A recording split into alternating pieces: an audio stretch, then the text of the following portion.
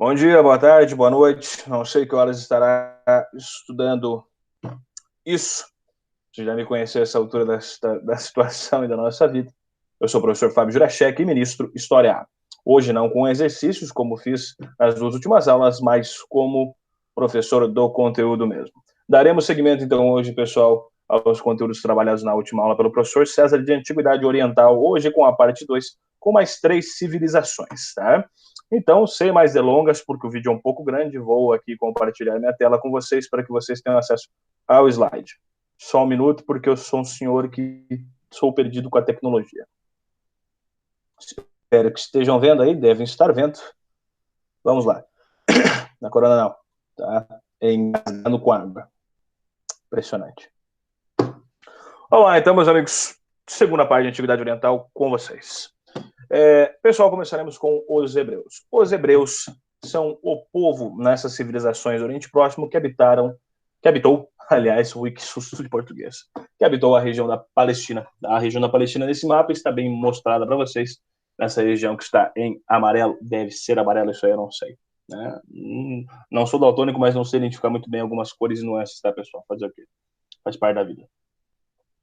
Essa região da Palestina tem vários outros nomes que você pode encontrar, tá? Você encontra a Palestina, que é o nome histórico, né? Usamos ele historicamente, mas também pode encontrar como terra de Canaã, pela significação dos cananeus, povo que habitou, ou terra prometida pela significação religiosa. Terra prometida por Deus aos descendentes de Sem. Você já vai entender o porquê. Vou logo adiantando para vocês, pessoal, que os hebreus que habitaram essa região da Palestina, né, conhecida hoje por nós como Terra Santa, porque é o centro das três religiões monoteístas, né, judaísmo, islamismo e cristianismo. Esse povo não surgiu ali exatamente, né? Todo esse povo. Claro que existiam pessoas e comunidades morando ali, mas grande parte desse povo que formará futuramente os hebreus, pessoal, descendem da Mesopotâmia, em especial daquela cidadezinha que está aí na pontinha ali, sinalizada a cidade de Ur. Sim, você viu na aula passada a famosa cidade do Zigurate de Ur, no Zigurate, se não um dos, ou se não o maior Zigurate, quase que perfeitamente preservado pela areia e pelo tempo. Por que digo isso? Porque na única fonte, praticamente, que nós temos de história hebraica do período mais antigo possível é o Antigo Testamento Bíblico.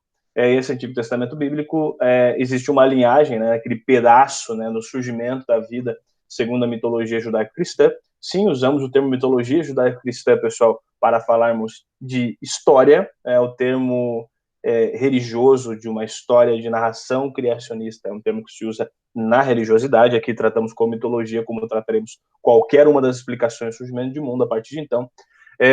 Daquela linhagem, pessoal, desde Adão e Eva até Abraão, aquela galera que tem ali no meio, Matusalém, Noé, Sem, Lameque, Enoque, um monte de cara que tem ali, Caim, Abel, tá? São todos provavelmente mesopotâmicos, viveram na região da Mesopotâmica sob domínio assírio, babilônico, amorita, caldeu, enfim. Sobre alguns desses domínios, não conseguimos muito bem datar qual desses domínios estão se referindo a essas pessoas, né? Justamente porque tem toda aquela questão que viveram 900 e poucos anos, Matusalém viveu 967 anos, tal. Não sabemos, é uma contagem de tempo diferente, como a gente pode levar em conta também no êxodo de Moisés, né? Tem muita coisa para discutir sobre isso, mas não é a nossa perspectiva nem a nossa finalidade aqui. Mas é interessante. Quem quer saber um pouquinho mais, se você dá uma bugada e encontrar alguns artiguinhos acadêmicos que discutam isso, é interessante de vocês saberem, aqueles que têm interesse. O que interessa, então, pessoal, é que o grande pai da civilização hebraica, que futuramente seria o pai do monoteísmo, é Abraão, e Abraão é, por excelência, mesopotâmico, descendente e residente na cidade de Ur. Lá ele recebe o chamado de Deus, né, traduzindo para o português Javé ou Jeová, dependendo da interpretação, tá? E esse Deus vai até Abraão, se identifica como Deus de Noé, né, depois do grande dilúvio, que tem precedentes, que tem um equivalente, aliás, desculpe, na cultura mesopotâmica, como descrito na Epopeia de Gilgamesh, tem uma grande inundação e tudo e tal, o dilúvio foi por ali, que levasse o seu povo, o povo descendente de Sem, para a terra que ele prometeu para si, a terra prometida. E Abraão vai lá e faz isso. A migração abraâmica, pessoal, ela segue um esquema um pouquinho diferente, né? Se você for notar, deixa eu voltar ali rapidinho, de Ur até a Palestina não é muito longe, talvez sejam 600, 800 quilômetros, mas em linha reta não dá, porque ali no meio você tem um desertão gigante, né? Hoje a gente chama de quadrante vazio ali, que é o deserto da Arábia, né? Você, na época, pessoal, a evolução dos transportes ainda era a cavalo ou a pé. O cavalo ainda não era domesticado em todo mundo, então muito provavelmente ali em Ur não existiam cavalos para todo mundo. Então eles fizeram uma trilha um pouco mais tranquila. Subiram, pessoal, ao longo do rio Eufrates, no Crescente Fértil, até lá em cima, onde mais ou menos está escrito Fenícia, na cidade de Arã, e depois desceram pela costa do mar, passando por hoje Síria, por hoje Líbano, até chegar na Palestina, hoje Israel, hoje Cisjordânia, hoje com todo aquele problema territorial, político, econômico que existe lá, que nós falaremos mais para frente em outras aulas. Então começa tudo a partir disso, né, pessoal? A migração abrâmica faz esse sobe e desce que falei para vocês no mapa, depois vocês vão ver o mapinha com essa migração. E quando chegam na Palestina, pessoal, se estabelecem em tribos pastoreiras, ou seja, tribos que cuidam da pequena criação e da pequena agricultura. Lembrando que eles estão espremidos ali, pessoal, entre colinas de Golã de um lado, Mar Morto e Rio Jordão, né? Um Rio Jordão que não tem um potencial hídrico e também um potencial de irrigação tão grande assim quanto o Eufrates, Tigre e Nilo, tá? Mas que se tornava mais famoso que todos por conta do batismo de Jesus Cristo. Né? Mas isso daí perpetuando-se a partir da história religiosa. Então estão espremidos ali, pessoal. Né? Voltando no mapinha mais uma vez, entre o Rio Jordão, que você já localizou, o Mar Morto, as colinas de Golã que estão ali entre o Rio Jordão, e o mar, ali naquela faixinha, pessoal. Uma faixinha até que é agriculturável, mas ainda muito arenosa, que vai se desenvolver e desabrochar essa civilização. Essas tribos, pessoal, foram organizadas primeiramente por patriarcas, ou seja, eram tribos clânicas, familiares, onde o senhor mais velho chefiava, né, a tradição do patriarca.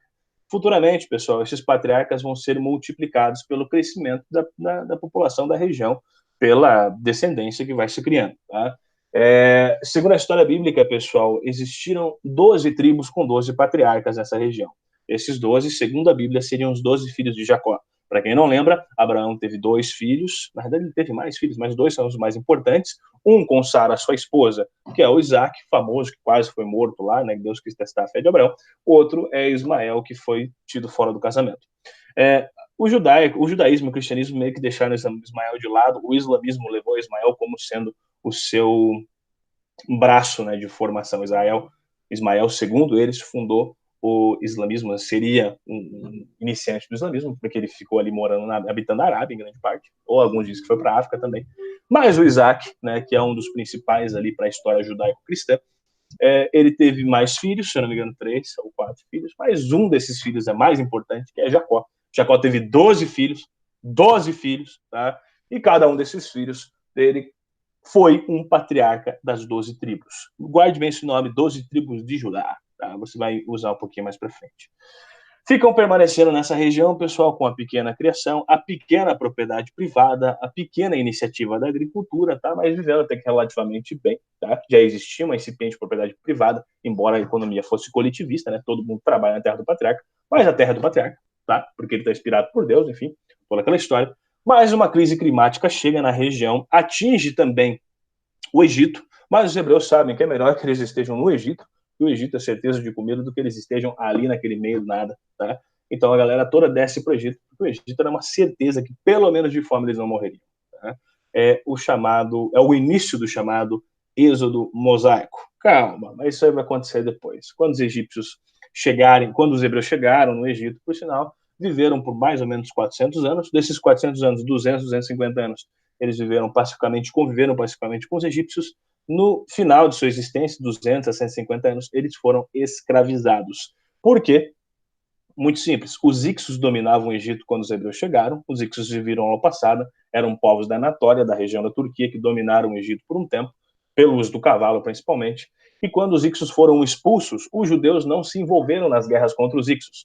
Os egípcios interpretaram que os judeus eram colaboracionistas e quando expulsaram os Ixos, eles escravizaram os judeus. Né? Então não foi toda a estadia deles a escravidão. E também não foi uma escravidão nos moldes que nós pensamos de escravidão. Não que uma escravidão seja branda, mas não é a mesma escravidão, pessoal, que aconteceu, por exemplo, aqui na América com os mesmos princípios.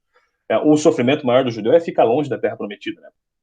é ficar longe do vínculo religioso que ele tem. Né? Isso acho que foi mais sofrido nessa escravidão no Egito, diferente daquele que vai sofrer na Mesopotâmia, que você vai ver daqui a pouco.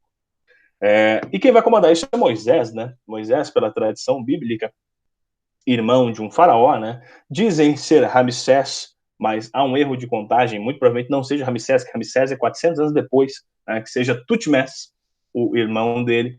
Tem coisas que afirmam que Moisés não tem existido, que ele é uma figura para reafirmar o nacionalismo hebreu e tudo e tal, mas não vamos entrar nesse mérito por enquanto, tá? Moisés sai dali, vai até lá, sobrevive fora, ali perto da Península do Sinai, na época. Certa vez, dormindo, ele tem uma revelação, Deus fala com ele a partir de uma árvore pegando fogo, tá? A sarça ardente, e ele volta para libertar esse povo do Egito que vivia escravizado. E Moisés lidera um movimento de libertação, foge dali depois das pragas que Deus manda no Egito, passa pelo Mar Vermelho, naquela cena, eu ia falar cena dantesca, mas não é Dante, né? Dante escreve para o inferno. Enfim, naquela cena, a cena que todo mundo conhece, né? De abrindo o negócio, abrindo o mar e passando o Mar Vermelho. E volta à terra palestina. Embora Moisés não entre na terra palestina. Moisés morre nesse meio do caminho, o que dá muita base para as pessoas que acreditam que Moisés, para os historiadores, estudantes e acadêmicos que acreditam que Moisés talvez não tenha existido, porque não existe documento sobre Moisés, né? Tem de um monte de gente menos de Moisés. Um dos papéis importantes de Moisés nesse processo, pessoal, de retirada do Egito, de sair do Egito e volta para a terra palestina, é que Moisés é o responsável por buscar os 10 mandamentos em cima do Monte Sinai. Né? Inaugura, então, a lei mosaica, né? A lei de Moisés, que vai reger todo ali, até a ascensão do cristianismo, vai reger a região da Palestina em relação a questões jurídicas. O Moisés também tem uma panca de legisladora, né? Porque imaginem, o povo viveu por 400 anos no Egito, vários deles começaram a cultuar o politeísmo novamente, o politeísmo que já existia na região da Palestina antes da chegada dos povos de Sem, tá? Lembra que os judeus eram chamados de povos, os hebreus eram chamados de povos de Sem, descendentes de Sem, que era um cara lá próximo de Noé, por isso nós chamamos de povo semita, né? Grave bem isso aí, povo semita, descendente de Sem, futuramente você vai precisar. E ele tinha esse poder legislador, né? Porque a galera estava se voltando ao politeísmo, como aquele episódio do bezerro de ouro que você vê na Bíblia, a galera adorando lá um bezerrão bronze de ouro, não lembro o que era agora, enfim, não faz diferença por enquanto. E também porque a galera passou anos, né? Talvez 40, talvez menos, mas passou muito tempo andando de novo, novamente, a Palestina, uma região pedregosa, arenosa e difícil. A galera começou a se matar, começou a furtar, começaram a rolar traições de qualquer aspecto possível. Então, vêm lá os 10 mandamentos para tentar ao máximo possível legislar sobre essa galera aí que está começando a fazer cagada. Né? Então tem um aspecto muito importante histórico dos 10 mandamentos nesse processo. Tá? Moisés não chega até lá, morre, né? Por motivos religiosos ou de velhice, né? Dependendo do que você achar. E quem chega até lá é o sucessor direto, Josué. Né? Quando chegam até a terra palestina, eles veem que a terra palestina está cheia de povo que não é cananeu, que não é palestino, que não é hebreu morando ali. Né? Em grande parte são filisteus, descendentes dos cretenses, né? Futuramente a base dos gregos. Esses filisteus começam a ser os inimigos número 1. Eles têm que recuperar o espaço que perderam quando saíram dali e vão começar então as guerras israelitas contra filisteus para solidificar pela primeira vez um estado hebreu na história. É nesse período, pessoal, que nós chamamos de período dos juízes, mas já chegamos lá. Aí um mapinha para você conferir, depois você dá uma pausada para dar uma olhada melhor. Dá uma pausada não, né? Mas dá um pause aí para você dar uma olhada melhor, para você conferir essa movimentação. Em verde, ambigação abraâmica. Em... não sei se é amarelo isso, mas... essa cor aí, né? A movimentação mosaica, né? Sendo que mosaica tem 2. Uma provável e uma mais provável ainda, né? 2 possibilidades de itinerário. Tá? O período dos juízes, pessoal, é um período marcado pela divisão desse povo que está voltando do Egito por juízes militares. Cada um comanda um exército, né? Toda a galera vira soldado, inclusive crianças, em grande parte. Desses juízes, você tem alguns muito mais proeminentes e famosos na Bíblia, como o Josué, propriamente dito, aquele responsável por tomar Jericó. Sansão, sim, Sansão é Dalila, aquele cara do cabelão e tudo tal, né, tudo tal. E Samuel, que é um profeta bíblico responsável por escolher depois os reis. A intenção é clara, esses juízes militares, pessoal, eles têm pela primeira vez o ímpeto de formar uma nação judaica, ou seja, o nacionalismo judeu e a formação de um Estado está na mão deles. Eles vão lentamente recuperando o território. Quando eles têm ali, acho que 40%, 50% do território já completo, eles fundam pela primeira vez na história a primeira monarquia hebraica, tá? Que passa a ser o período dos reis. Para que vocês lembrem, essas eram as 12 tribos de Canaã que eles pretendiam reconquistar. Quando eles reconquistam ali Judá, pessoal ali no sul, que vocês já estão vendo ali, Simeão e Judá, e Ruben ali do lado, ali, tal, Efraim em cima, eles já fundam então a monarquia. Essa monarquia, pessoal, ela está incompleta. Eles ainda mesmo fundando a monarquia judaica, o Estado judeu, eles vão começar ainda a controlar, a tentar o máximo possível controlar as outras tribos que perderam. Tá? Esse período é o período dos reis. Tá? O primeiro rei escolhido por Samuel é Saul. Saul governou, conquistou as regiões de baixo, como Efraim e Judá, transformou Hebrom na capital da monarquia hebraica, o reino de Israel, embora depois não teve mais sucesso por conta de uma cegueira de poder, segundo a Bíblia, né? E acaba se suicidando, vendo que existia um outro cidadãozinho lá, que inclusive estava dando uns pega na filha dele, que era muito mais famoso que ele, e a galera começou a botar mais a confiança nesse cidadão que surge do nada. Já falo o nome desse cidadão, e também porque viu um seu filho, Jonatas, não é Jonathan, é Jonatas, né? Sendo assassinado no Monte Gilboa por filisteus. Então ele comete suicídio. E o poder não passa para seu filho, que está morto, mas passa para sua filha, mas não para sua filha, para o marido de sua filha, que era um jovem músico que batalhou em certa vez com um batalhão filisteu, derrotou um cara de 2 metros de altura, 3 metros de altura, sei lá quanto tinha, um Golias. Esse jovem músico, né, derrotou o Golias com uma pedrada, e era famoso por isso, e ficou muito mais famoso pelas suas habilidades militares. Davi é tudo queridinho da Bíblia, né? A galera gosta de Davi na Bíblia pra caramba, porque Davi foi o cara que consolidou as 12 tribos de Judá unidas de novo. O seu aspecto pessoal bélico era muito grande, e ele conseguiu derrotar todas as tribos filisteias e estabelecer o reino de Israel das antigas 12 tribos. Ele consolida isso tudo. Além disso, transfere a capital para Jerusalém, funda Jerusalém, né, desse fato, né, como nós conhecemos hoje, e transforma Jerusalém na principal capital, de uma das cidades mais bem evoluídas urbanisticamente, artisticamente, da antiguidade. Tá? Embora Davi tenha essa importância, a Bíblia mesmo fala que ele não teve uma vida muito digna de um cristão depois de um tempo, que foi cego pelo poder e tudo e tal, né? Confira a história da Batseba, por exemplo, que é uma das mais famosas, né, por sinal, quando ele matou um cara para ficar com a mulher e tudo e tal. Aí você confere lá, né, sobre essas questões sobre Davi. Dá uma bugada aí que você acha logo logo. E Salomão, filho de Davi, né? Salomão assumiu logo depois que o pai morre, ele faz a limpa primeiro, né? Todos os amigos políticos do pai influentes ele manda matar. E ele é lembrado, pessoal, por construir o primeiro templo de adoração para Javé. E que dentro desse templo existe uma arca, a Arca da Aliança, aquela arca cheia de bugiganga que atribui-se, inclusive, a Moisés, né? Esse templo, conhecido como Templo de Salomão, foi feito. Embora os gastos com guerra, gastos com luxo eram muito grandes, e fizeram com que o império, logo depois que Salomão morre, fosse dividido pelos seus filhos. Não deixou nem para quem os filhos iam, para quem ele ia deixar o império, por sinal. Né? Salomão começou a ruir o império economicamente.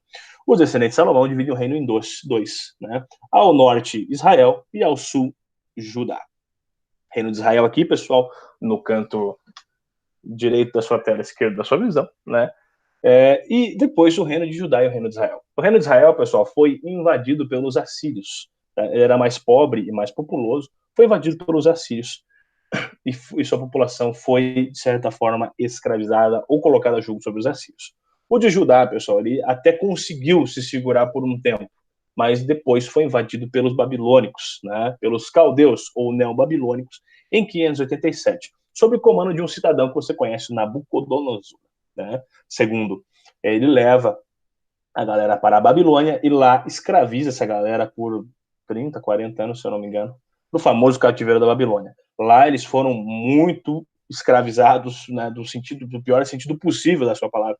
Eles foram escravizados ali com serviços braçais extensos, né? Só não foram mais porque surge um líder, né, o Daniel, o famoso Daniel, né, que consegue ainda conversar com Nabucodonosor e estabelecer uma certa relação de diplomacia. Então a situação ia ser mais feia, né? Você pode ver nos escritos do Apocalipse, né, o que aparece de inferno lá é Babilônia, não tem uma referência ao Cairo, a Mênfis no Egito, mas sim a Babilônia. E eles só foram libertos disso, pessoal, porque Ciro, o grande da Pérsia, chegou até aquela região, dominou os caldeus, destruiu os caldeus, e Ciro tinha um respeito cultural pelas pessoas que dominavam, como os persas tinham mesmo, já falaremos disso, e autorizou que o povo babilônico, o povo judeu, voltasse para a sua região, contanto que pagasse os impostos devidos. Tá? Daniel não vai até lá, né? Daniel fica com Ciro na corte, enfim, aquela história de Daniel na Cova dos Leões e tal, nesse período, localize-se nela, tanto quanto a história dos caras que foram jogados num poço pegando fogo e não pegaram fogo. É nessa época mesmo, é no cativeiro da Babilônia. Né? Enquanto isso, Nabucodonosor morria louco, que no final da sua vida, Nabucodonosor foi acometido por uma doença e ele achava que ele era um animal quadrúpede. Né? Morreu louco Nabucodonosor II. Os judeus voltam para essa região da Palestina, encontra a região destroçada pelos assírios e pelos caldeus, reconstrói o templo de Jerusalém, que tinha sido destruído pelos caldeus, pelos neobabilônicos, e vivem por ali o seu tempo de dominação persa. Nunca mais, pessoal, eles seriam uma civilização independente, né? Nunca mais teriam uma monarquia unificada, sempre teriam seus governos ligados a outra monarquia maior, a outro projeto de império maior. Tanto que em 333, após a Batalha de Galgamelas, os persas perdem o controle da região para os macedônicos. E em 60 a.C., os romanos chegam ali, a República Romana chega ali e toma conta. Transforma a Palestina, o antigo reino de Israel, em província Judéia, aquela que você conhece da Bíblia, e de todos os seus lugares. Samaria, Golã, Galileia, né? Os nomes mais conhecidos. Nessa dominação judaica, nessa dominação romana, pessoal da região, que nasce Jesus, nasce, vive Jesus e morre Jesus. E depois disso, há sucessivos problemas que os romanos têm com os judeus, pessoal, de movimento de libertação. Eles já incomodam muito os romanos perdem a paciência com esses movimentos, e os romanos eles sabiam ser trituradores de gente quando queriam, e após 70 e 80, ali nessa década já da era cristã, depois de Cristo, ocorre um movimento de expulsão dos judeus daquela região, o movimento da diáspora judaica. Os romanos, para isso, expulsam à força os caras e destroem os seus monumentos. Por exemplo, o Templo de Salomão, que foi construído 2 vezes, né, foi destruído mais uma vez. Só deixaram um muro de pé, para que os judeus lembrassem daquele muro e para que isso afetasse suas lembranças de maneira trágica. Esse muro é o famoso Muro das Lamentações, que ainda existe até hoje lá em Israel. Só que, passando mais tempo, tem outros problemas envolvendo esse terreno. Né? Esse terreno que hoje a gente chama de Monte Moriá, é bem no alto de um monte que foi construído esse templo. Mas lá, na Idade Média, nós vemos isso aí.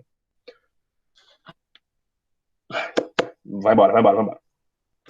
Depois do ano 80, pessoal, esses judeus são dispersos pelo mundo no evento chamado de Grande Diáspora Judaica. Eles vão se dispersar principalmente pela Europa, fundando comunidades no leste europeu, principalmente. Tá? Os judeus vão sofrer várias perseguições na Europa durante alguns períodos, em alguns lugares. E outros lugares vão ser muito bem vistos, muito bem quistos, inclusive em territórios que a gente nem pensa, né? Por exemplo, na Península Ibérica muçulmana, eles vão ter relativas amizades com os muçulmanos, a administração geral. Fato que na Europa católica nem tanto, em alguns lugares sim, em outros lugares não. Alguns vão fugir para a África, vão fundar comunidades africanas, principalmente na Etiópia, né? Tem uma série de judeus negros na África muito grande, por conta dessa fuga e da miscigenação desses povos. Eles só vão ser autorizados a voltar para sua região, pessoal, e fundar um Estado em 1948, com a fundação do Estado de Israel. Mas daí é um outro baile, pessoal, depois da Segunda Guerra Mundial, que vai notear uma outra música que toca em relação à sua recolocação na região da Palestina, como os judeus sempre sonham. Tá? São outros problemas sociais de outras épocas diferentes que veremos nas aulas de história contemporânea, não por agora. A Palestina sob domínio judeu, um mapinha para você dar uma olhada de como a Caldeia chegava até ali no Império Neobabilônico, e a província Judéia Romana com os nomes que você conhece da Bíblia, né? Golã, Samaria, Judéia, né? E assim, Nabateia eu acho mais legal, né? Nabateu. Tudo tal. Em termos religiosos, que é a importância até que não é a importância maior, mas é uma influência muito grande, né? A maior influência dos judeus é o monoteísmo, cultuando Javé, Jeová, Cristo na Santíssima Trindade, Deus no cristianismo e Alá são o mesmo Deus que Abraão se refere. Tá? Os seus livros sagrados são o Pentateuco, os 5 primeiros livros da Bíblia, Gênesis, Êxodo, Deuteronômio, Levítico e Números. Acertei, né? Tomara. E a Torá são registros doutrinários, né, junto com o Talmud. A Torá também tem a continuação do Antigo Testamento, né, também faz parte da Torá. E foi a base para as 3 religiões monoteístas que se consideram continuidades ou melhoramentos. Melhoramentos é uma visão um pouco depreciativa, mas vamos nomear aqui de continuidades, embora algumas delas se considerem melhoramentos. Outra povoação ali da região, pessoal, os fenícios. Aí está a Fenícia e algumas de suas colônias. A Fenícia está ali na região, pessoal, próxima da Palestina, com as suas 3 cidades-estados principais, Biblos, Sidom e Tiro. Lembrando, pessoal, que os fenícios, eles não eram um império, eles eram unidades independentes, chamadas cidades-estados. Cada cidade daquela tinha seu código de lei e seu governante, e tinham como principal atividade econômica o comércio marítimo, já que viviam numa região que é extremamente pedregosa, né, um penhasco gigantesco na costa de onde hoje é o Líbano. Tá? Então a galera se inclinou ao mar. Automaticamente, a classe dominante, pessoal, a classe mais rica, a classe mais influente, era a classe dos grandes comerciantes marítimos que influenciavam nas decisões governamentais. Esse regime de governo, onde os comerciantes marítimos, que são os atores principais da política, é um regime de governo que a gente chama de talassocracia. Talassomarcracia, governo. Grave bem isso aí. E um dos seus principais legados, que legou a nós uma coisa muito maravilhosa, que senão a gente estaria escrevendo um monte de negocinho cuneiforme na argila até hoje, é a invenção do alfabeto fonético, a invenção do alfabeto que não é pictório, ou seja, não tem desenhos, não é ideogramórico, não existe isso, né? Não é um ideograma, ou seja, que um símbolo representa uma ideia, mas sim um alfabeto que um símbolo representa um som, diminuindo assim bruscamente a quantidade de símbolos que existiam no alfabeto e facilitando a escrita justamente para poder comercializar e retratar, né, e poder escrever suas transações comerciais. Aí estão as rotas marítimas mais famosas do Egito, dos fenícios. Grande comércio com os gregos, os cretenses, inclusive com os bretões, lá na Britânia, meu amigo. Os caras rodavam. Tem até um contato com povos da Escandinávia, tem umas coisas assim. E até uma teoriazinha que eles vieram até no Brasil, né? Pedra da Gávea, Rio de Janeiro. Pesquise lá a Pedra da Gávea Fenício lá, que é uma teoria da conspiração boa para você dar uma olhada. E aqui está o alfabeto fenício, né? Uma recriação do alfabeto fenício, claro, com alguns melhoramentos do que já era, por sinal, onde cada símbolo desse representava um som e a junção de símbolos, a junção de sons, finalizando assim o alfabeto como sendo uma ferramenta muito útil para documentar as suas transações e dando origem ao alfabeto grego, que futuramente dá origem ao alfabeto latino, que dá origem ao nosso alfabeto. A grande parte dos alfabetos da Europa, do Norte, da África e da Ásia. E por último, meus amigos, os persas. Os persas habitavam inicialmente aquela região ali, pessoal, num rosa mais escuro, a região do atual Irã, chamada Pérsia, e que foi chamado Pérsia até os anos 40 do século passado. Até 1940 o Irã era chamado Pérsia, depois trocou o nome para Irã. Tá? O nome Irã tem a ver com o povo ariano. Sim, o povo ariano é o povo indo-asiático. O arianismo de Hitler é um erro de interpretação fudido que o bicho fez da própria história. Né? Ariano não tem nada a ver com pessoas branquinhas de olho azul, não. Tá? Loirinhas de olho azul. Não tem nada a ver com isso aí. O povo ariano é um povo bem diferente, né? Muito próximo aos iranianos e os indianos, em grande parte. Né? A galera dessa Ásia. E esse Império Persa, pessoal, vai se estender magnificamente, pessoal, a partir de guerras de conquista e de respeito cultural, chegando inclusive a bater nas costas da Grécia. Vocês vão ver depois. Nesse império gigantesco, pessoal, que vai se confirmar, existiam algumas divisões, algumas questões políticas que são base do que nós usamos hoje, né? Que o Império Romano vai usar depois de um tempo, que nós vamos usar hoje como consequência. Por exemplo, dividiu o Império em satrapias. Satrapias seriam como os estados que são divididos hoje no nosso país, né? Províncias que foram divididas por um tempo também no nosso país. E cada satrapia era governada pelo sátrapa, ou seja, o sátrapa era o ouvido e o olho do rei, segundo o próprio ditado persa. Ou seja, um administrador que fazia se cumprir leis e determinações do rei, do imperador persa, nesse território. Ou seja, muito mais fácil de administrar. Né? Um primeiro sistema de moeda única, o dárico. A primeira moeda, pessoal, sem valor não material, mas sim um valor cunhado nela, como nós usamos. Né? Nossa moeda, uma metal, nossa moeda não vale nada, perante o que ela simboliza. Embora essa moeda ainda não é de ferro. Tá? É de um outro material, mas não é de ferro, depois eu vou lembrar. Sistema de estradas ligando todo o Império, então era muito fácil você atravessar o Império, tá? E o sistema de correio que corria por essa estrada, não só o correio por cavalos, que era um correio muito fácil e eficiente por conta do sistema de estradas, que Roma vai inclusive adotar, todos os caminhos levam a Roma, é uma influência persa, mas também o sistema de correio por pombo, né? Amarraram um pombo e tal, eles decoravam mais ou menos algumas das rotas que os pombos faziam, e esses pombos levavam de cidade a cidade, por incrível que pareça. Né? Não me pergunte como isso funciona.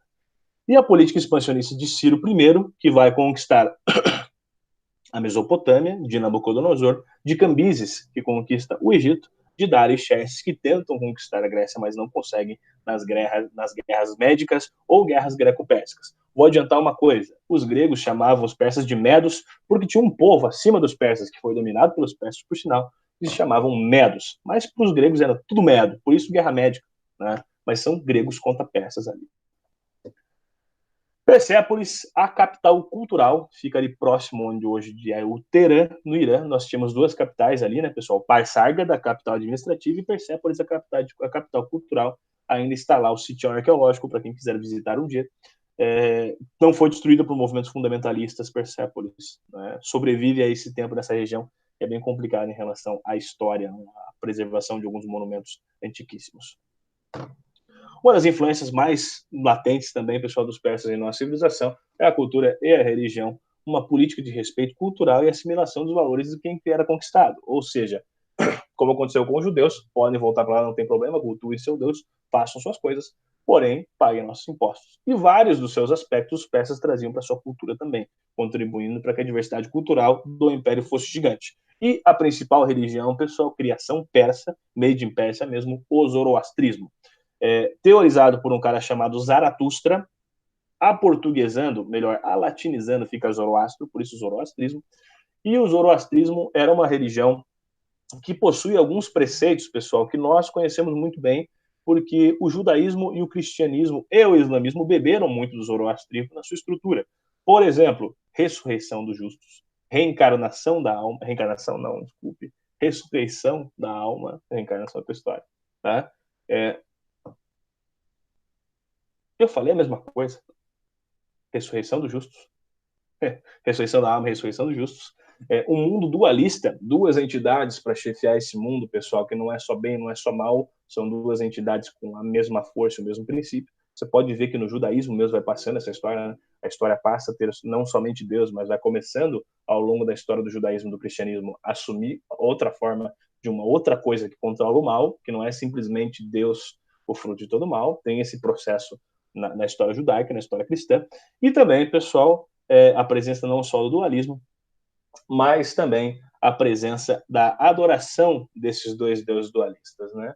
Tem ali, então, o mundo dividido em duas partes iguais, e você tem dois deuses, né? Eu não lembro o nome dos deuses agora, Ayura Mazda, de um lado. Ayura Mazda eu sei que o bem, o outro eu não lembro agora qual é o deus que era responsável pelo caos. Mas essa visão dualista de céu, inferno, Deus e diabo é uma visão inspirada no maniqueísmo. Esse é o nome, maniqueísmo zoroastrista, da visão do mundo com dois polos opostos. Tá? Que o cristianismo vai beber muito disso, por sinal. É isso aí, meus amigos. Acabamos por aqui. Tá? Espero que temos resolvido os seus problemas em relação a essas duas civilizações.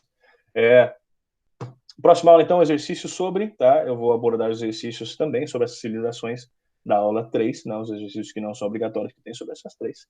E é isso aí, meus amigos. Desejo a vocês um bom estudo, um bom aproveitamento dessas aulas.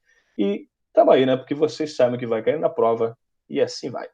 Tá? E história é melhor que matemática, só para fazer o flanzinho aí, porque eu fiquei sabendo que o povo de matemática anda fazendo um complô contra a gente e que eles não podem perder da gente. Infelizmente, ele tem que fazer uma forcinha para ganhar, porque é meio natural, né? Credo. Enfim, né? Pessoal, até mais. Até a nossa próxima aula.